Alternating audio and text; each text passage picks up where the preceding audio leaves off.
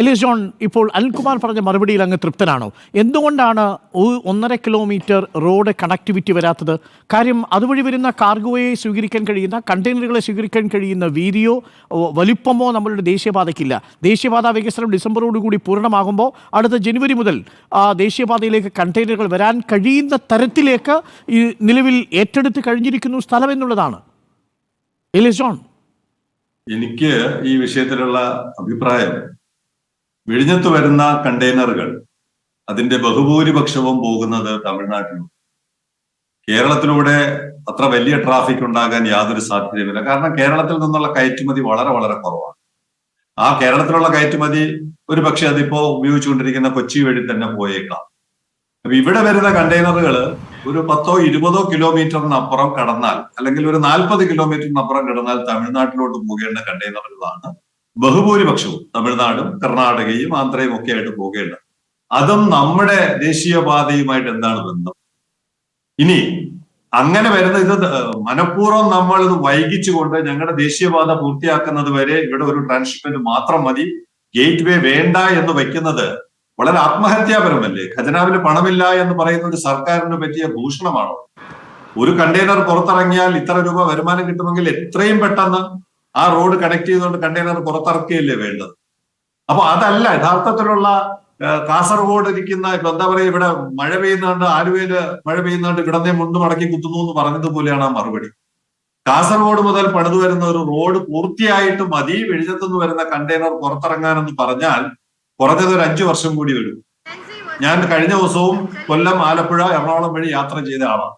ഇന്നത്തെ ആ റോഡിന്റെ അവസ്ഥ കണ്ടാൽ 2030 ദേശീയപാത പൂർത്തിയാവുന്നത്. അപ്പൊ 2030 മാത്രമേ നമ്മുടെ ഗേറ്റ് തുറക്കുകയുള്ളൂ. അതാണ് ഇന്നത്തെ കേരള സർക്കാരിന്റെ നിലപാടെങ്കിൽ അതൊന്ന് തുറന്നു പറഞ്ഞാൽ ഞങ്ങൾക്ക് തൃപ്തിയാകും. ഞങ്ങൾ അനാവശ്യമായ സമരങ്ങൾക്കൊന്നും മുന്നോട്ട് പോകുന്നില്ല. അതല്ല യഥാർത്ഥത്തിലുള്ള വിഷയം. ഇപ്പൊ CPM പ്രതിനിധി പറഞ്ഞതിൽ നിന്ന് നമുക്ക് മനസ്സിലാക്കാൻ കഴിയുന്നതാണ്. അതുകൊണ്ട് നിങ്ങൾ സമരം നടത്തിയാലും ദേശീയപാത വികസനം ഇല്ലാതെ കണക്ടിവിറ്റി 100-200 മീറ്ററിനുള്ള ലാൻഡ് അക്വിസിഷൻ പോലും ഇതുവരെയും നടന്നില്ല. അപ്പൊ ഇത് ഞാൻ പറഞ്ഞു വന്ന 2 കണക്കുണ്ട്. ഒന്ന്, 30 വർഷമായി വരുന്ന ഒരു പ്രൊജക്ട്. 2015 ഡിസംബർ 5 നിർമ്മാണം തുടങ്ങിയ പ്രൊജക്ട്. കഴിഞ്ഞ ജൂലൈ 11 കപ്പലെടുത്ത പ്രൊജക്ട്. ഇത്രയും ആയിക്കഴിഞ്ഞിട്ടും ഈ കണ്ടെയ്നറുകൾ എങ്ങോട്ട് പോകണം എന്ന് നിശ്ചയമില്ലാത്ത ഭരണാധികാരികൾ, വിസിൽ എന്ന് പറയുന്ന ഒരു സ്ഥാപനം, അതിന് നേതൃത്വം നൽകുന്ന വകുപ്പ് മന്ത്രി, അവരുടെ പിടിപ്പുകേട് മറച്ചുവെക്കുവാൻ ദേശീയപാതയുടെ നിർമ്മാണവുമായി ഇതിനെ കൂട്ടിക്കുഴയ്ക്കുന്നത് നീതീകരിക്കാവുന്ന മറുപടിയാണ്. നമ്മൾ ശ്രമിക്കുന്നവർ വളരെ ബോധമുള്ളവരാണ്, അക്കാദമിക്കായിട്ട് വളരെ ക്വാളിഫൈഡ് ആയിട്ടുള്ള ആളുകളാണ്. അവരോടൊക്കെ നമ്മൾ ഇത്രയും മോശമായ മറുപടി പറഞ്ഞ ആളുകളെ മണ്ടന്മാരാക്കുന്നു. ഇത് നമ്മുടെ തൊട്ടടുത്തുള്ള ഈ ദേശീയപാതയിൽ കണക്ട് ചെയ്യാൻ 150 മീറ്ററേ കൂടെ ഉള്ളൂ. അങ്ങനെയാണെങ്കിൽ അതൊന്ന് അടിയന്തരമായി പൂർത്തിയാക്കിയിട്ട് വേണ്ടേ ഈ ഉദ്ഘാടനം നടത്താൻ? ഇനി ഒരു ഉദ്ഘാടനം നമ്മൾ ആരെയാണ് കൊണ്ടുവരാൻ പോകുന്നത്? പ്രസിഡന്റിനെയാണ്. എമിഗ്രേഷനും എല്ലാം പൂർത്തിയായി കഴിഞ്ഞിട്ട് പ്രസിഡന്റിനെ കൊണ്ടുവന്ന് നമ്മൾ ഉദ്ഘാടനം ചെയ്യും.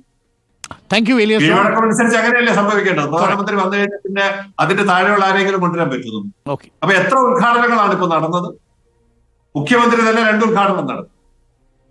അപ്പൊ ഈ ഉദ്ഘാടനങ്ങളുടെ മേളയല്ലാതെ യഥാർത്ഥത്തിൽ സാധാരണക്കാർക്ക്, കുട്ടികൾക്ക്, തൊഴിലന്വേഷകർക്ക്, വിദേശത്തിരിക്കുന്ന എത്ര ചെറുപ്പക്കാരാണ് അവിടെ വിസിറ്റ് വിസയിൽ എടുത്തു പോയിട്ട് തിരിച്ച് നാട്ടിൽ വരാൻ പറ്റുമോ എന്ന് അന്വേഷിക്കുന്ന 100 കണക്കിന് ചെറുപ്പക്കാർ ഈ നാട്ടിലുള്ളപ്പോ അവർക്ക് ആശ്വാസമാകുന്ന ഒരു മറുപടി കൊടുക്കുക.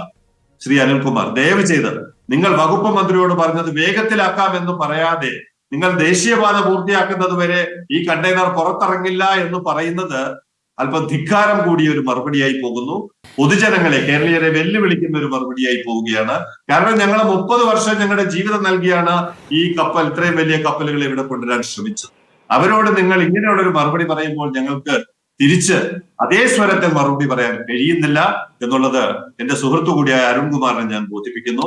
ഒരു തർക്കത്തിനോ ഒരു വെല്ലുവിളിക്കോ അങ്ങ് ഉന്നയിച്ച ചോദ്യം വളരെ പ്രസക്തമാണ്. സർക്കാർ കേൾക്കേണ്ട ചോദ്യമാണ്. എത്രയും പെട്ടെന്ന് ഇത് പൂർത്തിയാക്കുക. അവിടെയുള്ള സാധാരണക്കാരുടെ ജീവിതം മാറുമ്പോൾ മാത്രമാണ് ആ പ്രോജക്റ്റ് കൊണ്ട് കേരളത്തിന് മാറ്റമുണ്ടായി എന്ന് നമുക്ക് പറയാൻ കഴിയുക.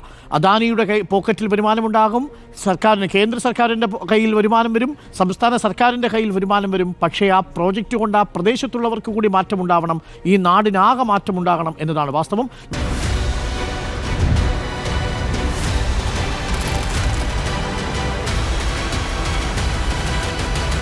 Debate with Dr. Arun Kumar.